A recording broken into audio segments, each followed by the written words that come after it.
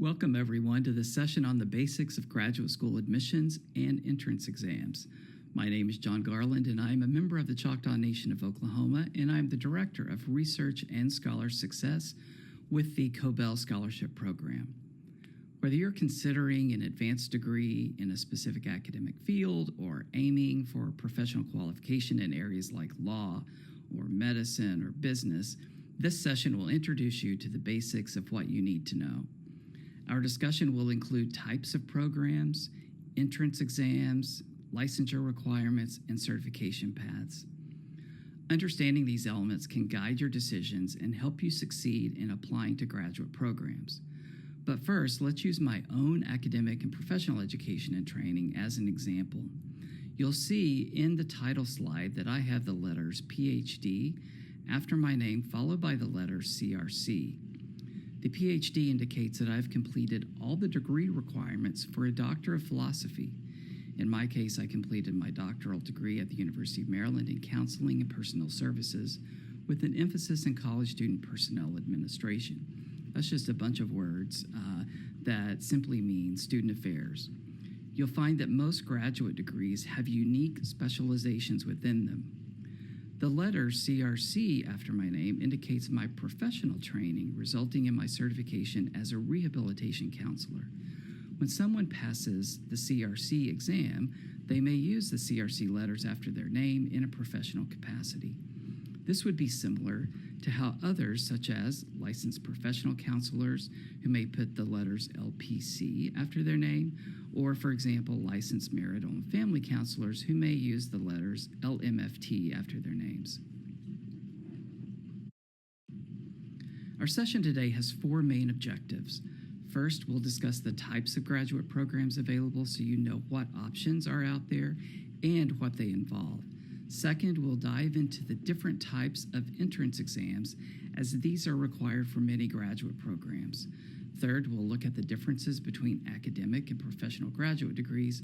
And then lastly, we'll discuss licensure and certification exams, which are crucial in fields like law, medicine, psychology, and other specialized areas. Graduate programs generally involve advanced study beyond a bachelor's degree. These programs are intended to deepen your knowledge in a specialized field and prepare you for a specific career. There are two primary types of graduate programs, academic and professional. Academic programs like a Master of Arts, known as an MA, or a Doctor of Philosophy, such as a PhD, focus on research and scholarship. Professional programs, on the other hand, such as a Master of Business Administration, known as an MBA, a Juris Doctor, JD, and a Doctor of Medicine, MD, are designed to prepare you for specific careers by providing practical skills and knowledge. Often, as in my case, you will see professionals who have both, such as a physician who may have both an MD and a PhD. It's important at this stage to understand the distinction between academic and professional graduate programs. Choosing between an academic and a professional program depends on your career goals. Academic programs like PhDs focus on research and are ideal for those aiming for careers in academia, research, or scholarship. Professional programs like the JD for law or MD for medicine emphasize practical skills and often lead directly to careers in specific professions. So first, let's focus on academic degrees. On this slide, you'll see that academic graduate programs include both master's and doctoral degrees. Master's degrees such as a Master of Arts, Master of Science, and Master of Education often take 1 to 2 years to complete depending on the focus area. They typically involve a combination of coursework and research. Doctoral degrees, on the other hand, such as the PhD and Doctor of Education, known as the EDD, are more advanced and focus on original research, typically requiring a dissertation or doctoral thesis. These programs prepare students for research, teaching, and academic careers. On the other hand, professional graduate programs prepare students for specific career fields. Examples of this might include the MBA, the Master of Business Administration, and Master of Public Administration, and MPA, which are for business and management roles, the JD for law, and the MD, DDS, and the Doctor of Physical Therapy, known as the DPT, for healthcare careers. These programs emphasize practical skills and knowledge, often with hands-on experiences like internships or clinical rotations. These fields may also require licensure exams once coursework is complete, and we'll discuss these exams in a moment. But first, let's get admitted to college, to graduate school, and this often has two levels of admission. First, you'll need to be admitted to the university's graduate college and then be admitted to the specific academic or professional program. Graduate programs are competitive, and admission often considers several factors. GPA reflects your undergraduate academic achievements. Letters of recommendation provide insight into your character and capabilities, often from professors and supervisors, so it's important to maintain those relationships as you have them in your undergraduate career. And if it's been a while, it's okay to not have some of those as long as you have other letters of recommendation who can speak to your professional capacities. The personal statement or statement of purpose is a critical part of your application. It highlights your reasons for pursuing graduate study and outlines your career goals. Likewise, a resume or CV may be required to showcase relevant skills and experiences that you've already had. If you're like many returning students who completed their undergraduate degree several years ago and are now seeking a graduate degree, don't be discouraged with a less than excellent GPA. Often, admissions faculty will take all factors into consideration when determining if they believe you're prepared to succeed as part of your admission review. They may see that you weren't serious about that freshman orientation class many years ago due to the grades you received, but they may also overlook that poor academic performance in light of more recent success. Some graduate programs may also admit students conditionally and assess their performance in one or two graduate classes before allowing your full admission. Graduate entrance exams are standardized tests used by many graduate programs to evaluate candidate skills. General exams, such as the Graduate Record Exam, known as the GRE, the Graduate Management Admission Test, known as the GMAT, are used across multiple disciplines. Specialized exams, such as the MCAT, the Medical College Admission Test for medical school, and the LSAT, the Law School Admission Test for law school, assess field-specific skills and knowledge. Sometimes students may take several of these to see where they may show the most strength before deciding on a path for graduate school. Also keep in mind that these exams can be really expensive and are the student's responsibility. You may want to check with your university's graduate school to see if there are any financial supports to help cover entrance exam expenses. Likewise, there may be exam scholarships available.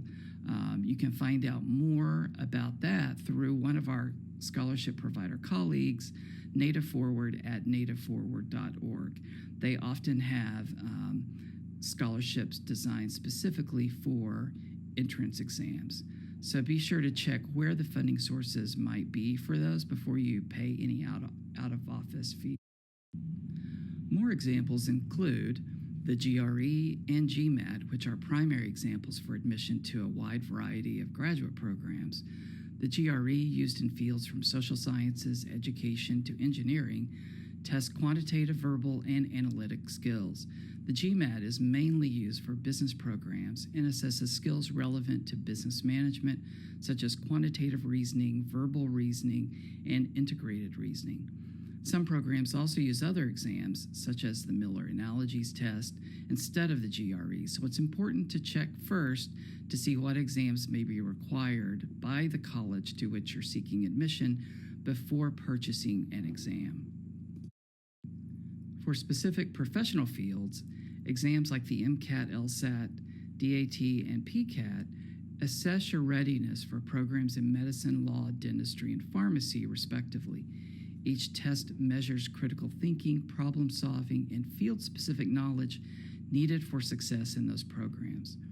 Again, once you've decided on your career path, you will want to determine what exams you'll need and plan accordingly.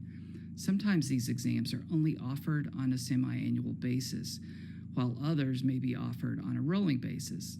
Therefore, you may need to plan up to a year in advance to make sure you have prepared for any exam, allowed time for your score to arrive, and meet the admission timetable of your desired graduate program. And again, this could be up to a year in advance, so it'll be really important for you to plan accordingly and map out when you need to take your exams. Once you've been admitted to a graduate program and have completed your coursework and degree requirements, your field may require a licensure exam before you can practice in your new professional field. Licensure exams are mandatory in many fields to ensure practitioners meet national standards. Examples include medical exams, counseling exams, and specific exams in the healthcare field. These exams test both theoretical knowledge and practical skills required in the field. It's also important to know that each state may have unique licensing requirements for your field in order to practice in that state. So be sure to know your state's requirements too, if applicable. Your graduate program can help you navigate this process if you have questions. On the other hand, certification exams are often voluntary, but can significantly enhance career prospects. For example, the Certified Public Accountant exam is essential for accountants, but it's not always required. It may be required for certain offices before they can hire you, but many accountants do seek the CPA because of its reputation. The PMP, for example, is valued in project management, and the CFP is sought after in financial planning. You may recall at the beginning of this presentation, in my case, I use CRC, which is this type of exam and is not required, but indicates expertise, dedication, high level of competence to employers and clients in the field. So that's a brief overview of the types of graduate programs, entrance exams, licensure requirements, and certification paths for many fields. Consider using resources like the Educational Testing Service for GRE information, for example, perhaps licensure boards at the state level for details on specific fields, and graduate program websites. It's important that you know what those requirements are so that you can time accordingly your application packet. So thank you for attending, and I hope this information helps in your graduate school journey.